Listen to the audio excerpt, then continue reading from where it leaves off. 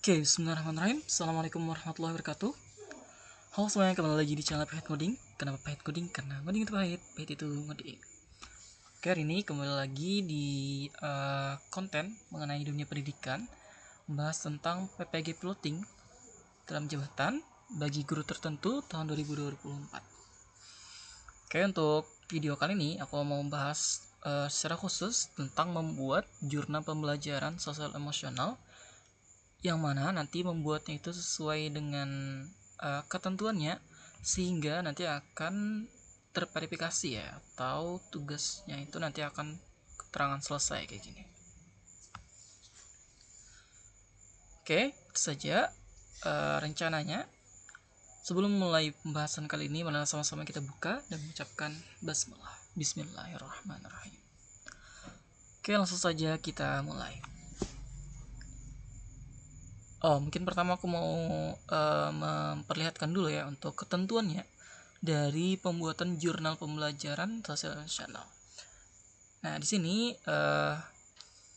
seperti yang kita ketahui sebelumnya, bahwa setiap modul itu punya ketentuan-ketentuan masing-masing di pembuatan jurnal pembelajarannya. Nah, khusus untuk jurnal pembelajaran modul 2, yaitu tentang pembelajaran sosial emosional, ini terdapat beberapa ketentuan. Yang pertama, tuliskan hasil refleksi pengalaman yang paling bermakna versi Anda untuk diunggah di jurnal pembelajaran.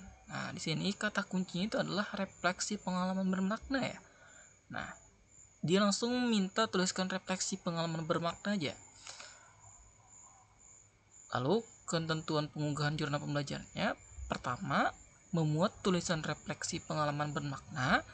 Kedua, menyertakan hasil umpan balik dari mitra, misalnya peserta didik, atau guru, atau kepala sekolah, atau mitra lainnya yang terlibat dalam pengalaman belajar tersebut. Lalu ketiga, menyertakan dokumentasi berupa foto terkait pengalaman yang bermakna jika ada. Nah, meskipun sini tulisannya jika ada ya, tapi sebaiknya Bapak Ibu guru sekalian melampirkan dokumentasi dari pengalaman bermaknanya. Nah, cukup itu aja. Ada 3 buah aja nih yang perlu dimasukkan ke jurnal pembelajaran modul 2, yaitu ada refleksi dari pengalaman bermakna, umpan balik dari mitranya, misal peserta didik, lalu ada dokumentasi. Udah kayak gitu aja. Membuat dokumen, semua dokumen digabung dalam satu file, formatnya PDF, maksimalnya 10 MB. Nah, meskipun di sini formatnya PDF ya seperti pembuatan modul di sebelumnya, yaitu kalian harus menggunakan Microsoft Word yang membuatnya. Nah, baru nanti Microsoft Word-nya di save as menjadi PDF ya. Kenapa jadi Microsoft Word? Karena sudah kita bahas ya di video sebelumnya.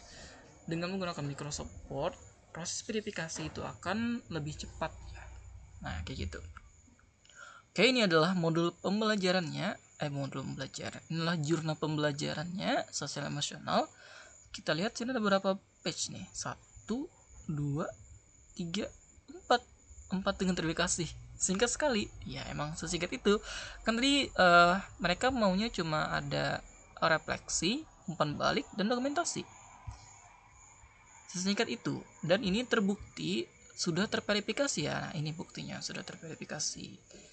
Jadi ibu bapak sekalian silahkan perhatikan ya formatnya, dan bisa di ATM, amati, tiru, dan modifikasi. Jangan dijiplak nih, karena kalau misalnya dijiplak nanti akan kedetek bahwa plagiarisme atau plagiat ya.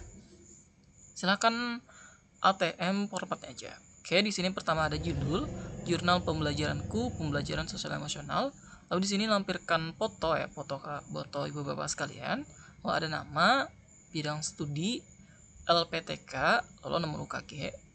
Nah, di sini kan dimintanya pengalaman bermakna ya, refleksi dari pengalaman bermakna. Nah, jadi pertama di sini aku bikin pengalaman bermaknanya dulu apa. Nah, di sini pertama pengalaman bermaknanya berbaris dengan rapi dan sabar menunggu giliran. Bekerja kelompok membuat bentuk dengan stik es krim di mana anak saling meminjam. Dan terakhir adalah makan bersama saat anak berbagi makanan.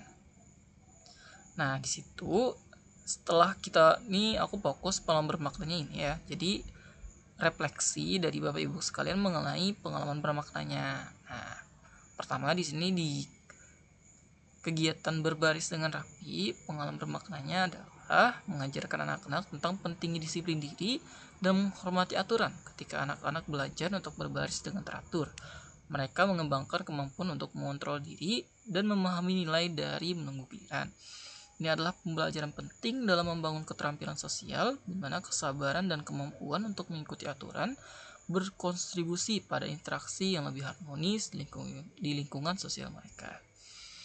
Kedua, kerja kelompok membuat bentuk dengan stick ekstrim, di mana melibatkan kolaborasi dan komunikasi di antara anak-anak. Selama aktivitas ini, anak-anak seringkali perlu saling meminjamkan stick es krim dan berbagi ide untuk menyelesaikan tugas bersama. Proses ini mengajarkan mereka tentang pentingnya kerjasama, organisasi, dan kompromi.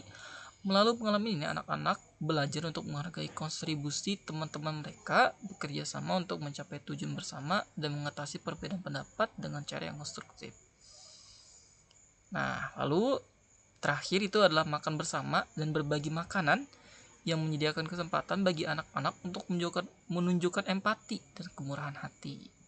Nah, anak-anak saling berbagi makanan, mereka tidak hanya belajar tentang kepedulian dan berbagi, tetapi juga tentang pentingnya menghargai kebutuhan dan keinginan orang lain. Berikutnya di sini ada. Nah, secara keseluruhan, pengalaman-pengalaman ini memberikan kesempatan yang sangat berharga bagi anak untuk mengembangkan keterampilan sosial emosional yang penting. Dengan berbaris dengan rapi, bekerja sama dalam kelompok, dan berbagi makanan, anak-anak belajar tentang disiplin diri, kerjasama, empati, dan berbagi. Refleksi terhadap aktivitas ini menunjukkan bahwa pembelajaran sosial emosional yang terintegrasi dalam aktivitas sehari-hari dapat membekali anak-anak dengan keterampilan yang esensial untuk berinteraksi secara positif dan efektif dalam masyarakat. Nah, jadi di sini fokuskan dulu ya pengalaman bermaknanya mau kemana, lalu refleksikan pengalaman bermaknanya kayak gitu. Lalu sini kita minta umpan balik dari peserta didik. Nah, ceritakan perasaanmu mengikuti pembelajaran sosial emosional bersama. Saya merasa nyaman, senang, dan bahagia gitu. Lalu sini ada